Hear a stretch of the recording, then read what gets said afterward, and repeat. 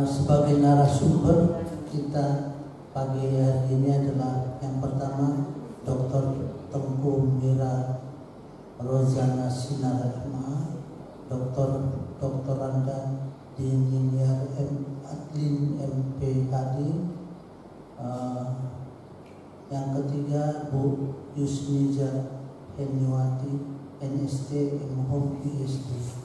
Nah, mudah-mudahan para mahasiswa mendengarkan dengan baik. Semoga nanti acara ini lancar dan diridhoi Allah Subhanahu wa taala. Bapak Ibu yang terhormat, kita akan dapat menunjukkan bahwa kita bangga dengan identitas kita, namun kita juga terbuka atas perubahan dan untuk kemajuan. Marilah kita jaga warisan kita dengan baik, Bapak Ibu, yang sebahagian memang adalah para dosen seni tari, khususnya dalam hal ini akan didiskusikan tentang Serampang 12. Kita mampu menjaga, kita mampu juga merespon zaman dengan bijak dan tentunya kreatif. Kepada ketiga narasumber saya mengucapkan terima kasih. Dan tentunya kami sangat berharap dapat berbagi ilmu dan pengalaman kepada para mahasiswa kita. Dan kepada Prof. Purba, terima kasih karena ini merupakan bagian dari mata kuliah pengkajian seni 2. Dan saya berharap semoga membawa manfaat tentunya dalam hal ini, yaitu pengajaran akan membuahkan mini research nantinya untuk penelitian para mahasiswa.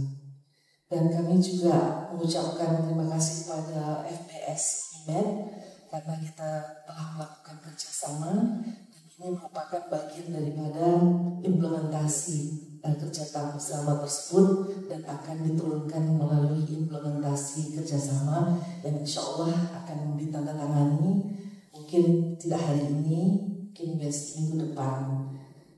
Dan terima kasih juga kepada Dr. Tengku Mira Rozana yang merupakan adinda adik saya yang juga telah bekerja sama dengan Fakultas Seni Budaya dari Taman Bacaan Tengku Lukman Sinar, dan ini juga merupakan bagian daripada implementasi kerjasama. Dan kami sangat berharap dari Unimed kiranya mengundang juga kami para dosen untuk mengisi kegiatan diskusi ilmiah dan lain-lain di FBS Unimed.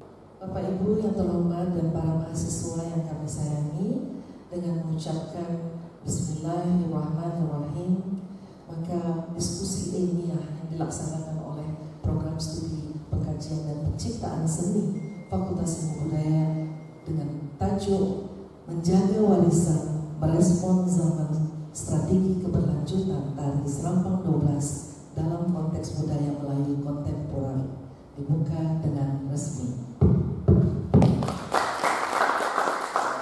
Bisa kita tahu sebenarnya apa ini Tari Serampang 12? Kenapa pakai 12? Terus serampang ini sebenarnya maknanya apa? Apakah ada hubungannya dengan serampangan? Misalnya gitu kan? Tapi perlu kita kaji sehingga kita betul-betul tahu.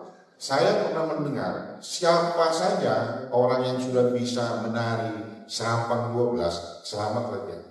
Semua tari Melayu pasti bisa dihajar, ya kan? Tapi benarkah seperti itu? 3 orang ini adalah pelaku tari Serampang 12, pengkaji tari Serampang 12, dan bahkan mereka juga menulis tentang sejarah perkembangan tari Serampang 12 itu. Jadi manfaatkan, mumpung mereka lagi fresh pagi-pagi, punya pemahaman yang masih jernih. 3 orang yang akan berbicara pada pagi hari ini sebagai narasumber. Yang pertama, Ibu Dr. Hajar Dinar Adlin MPD. Beliau sekolah yang satunya di IKI, Yogyakarta. Kemudian mengambil S2 pasca sarjana di Unimed dengan bidang teknologi pendidikan, dan kemudian S3 juga di pasca sarjana Unimed dalam doktor pendidikan. Beliau sehari-hari mengajar di program studi sentra kasih pendidikan di Universitas Negeri Medan. Yang kedua yaitu Ibu Yusni Jarhimati SST MPhD PhD. Beliau S1-nya di Denpasar, kemudian S2-nya di Universitas Gajah Mada, kemudian S3-nya di USN Malaysia, Penang, Malaysia. Berkesenian mengikuti diplomasi budaya di tingkat lokal, nasional maupun internasional sebagai penari, sebagai koreografer, antara lain di Sumatera Utara, Sumatera Barat, Jambi, Jakarta, Yogyakarta, Malaysia, Dubai, Qatar, Thailand, Yaman, Singapura, everywhere in the world. Oke, nah yang berikutnya adalah Dr. Tengku Mirasinar, MA. Beliau mengecam pendidikan S1 Komunikasi Fisik USU, kemudian S2 di Sejarah Fakultas Ilmu Budaya, dan kemudian S3 di Studi Pembangunan Fisik Universitas Sumatera. Nah, artinya ketiga narasumber kita ini adalah orang yang berpengalaman dan punya rekam jejak yang dalam sekali tentang kesenian Melayu.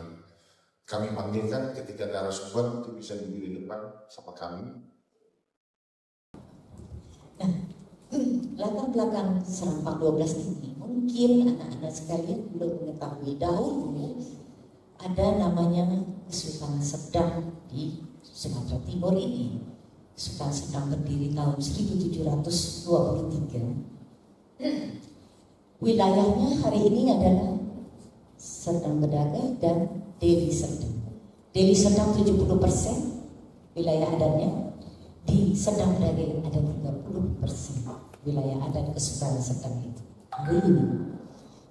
Jadi pada masa Kesultanan dulu sudah mengenal alat musik, yaitu nobat diraja.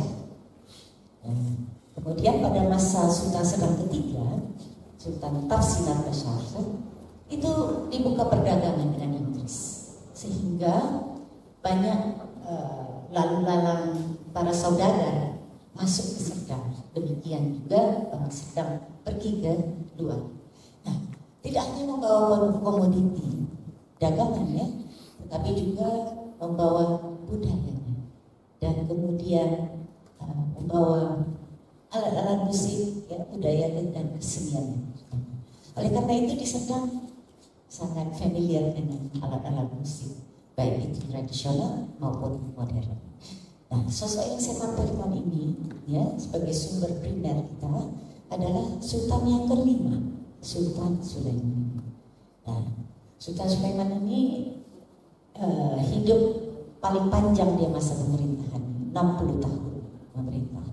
Jadi waktu ibu kota Serdang yang ada di Rantau Panjang, sekarang Tertelabu, itu banjir, maka Sultan Sulaiman memindahkan ibu kotanya ke Berbaudan. Dibangunlah istana. Sultan Sulaiman ini dia seorang seniman juga, mencintai seni. Dia pemain biola dan di pucuk istana itu selalu memainkan biola. Kalau zaman dulu kan belum ada bangunan ya.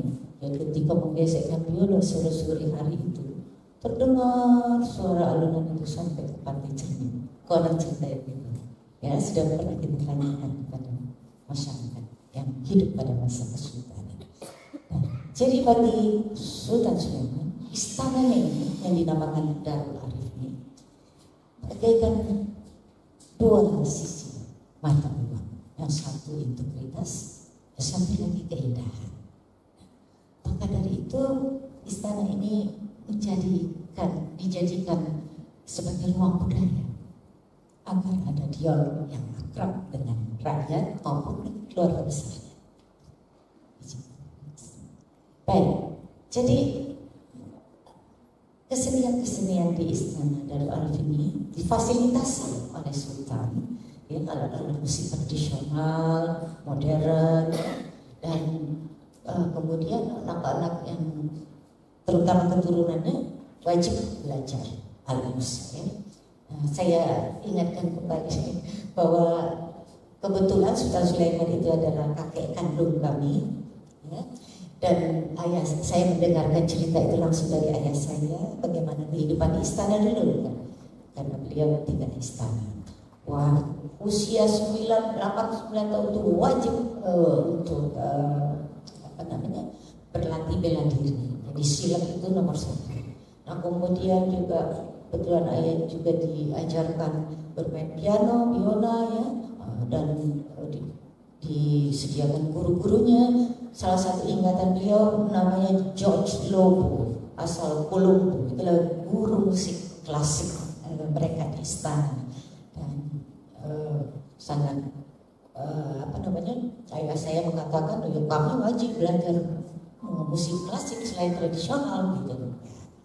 Jadi pernah pentas juga di Chamber of Music di Medan ya, dengan main biola. Baik, ini adalah beberapa gambar ini saya tampilkan. Ada brass band sedang, ya.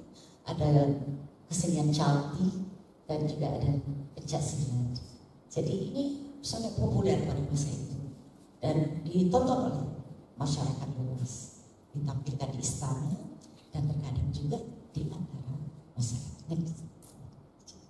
Nah ini juga bagian dari kesenian istana, ada ronggeng, dan kita lihat alat-alat musiknya itu sudah modern ya, padahal ini tahun 30-an foto ini.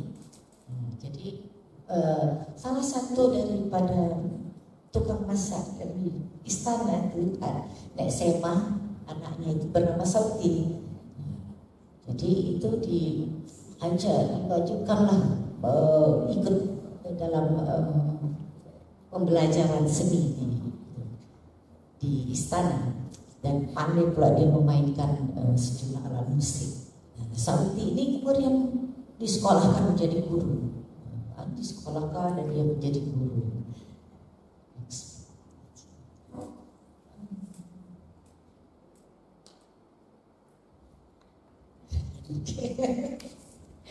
Ya, jadi pada tahun 37 saudara meminta kepada Sauti, dia sudah menjadi guru kan, tolong ciptakan satu tarian kreasi ya, gaulan di masyarakat sedang.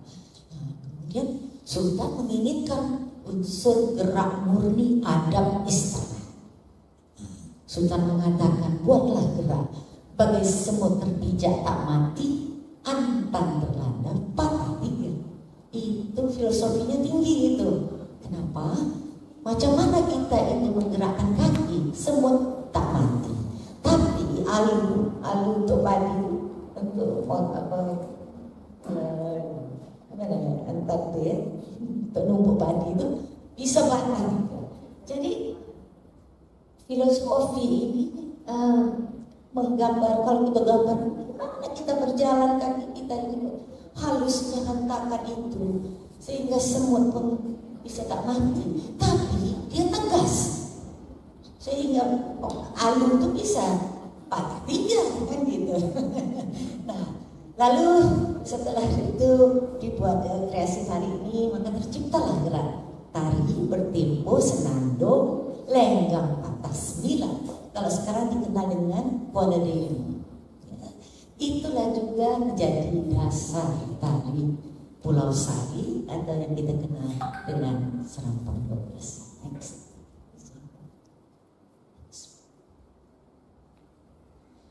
Baik, nama dari Serampang 12. Jadi tadi Prof. Mauli mengingatkan kita apa sih nama itu. Jadi beberapa pendapat masyarakat yang ketika menyaksikan ya seperti itu berlatih gitu, apa ini loncat-loncat ini mirip sekali orang yang sedang menyerampang atau marah gitu ya, macam asal-asalan saja gitu ya kan. Kalau serampang itu dalam Melayu itu mengamuk gitu, marah gitu ya. Nah alasan lain karena temponya cepat dan pada waktu itu diiringi oleh nama lagunya Serampang Laut. Jadi dari berbagai ide itu lahirlah, ditetapkanlah nama tarian itu Serampang 12.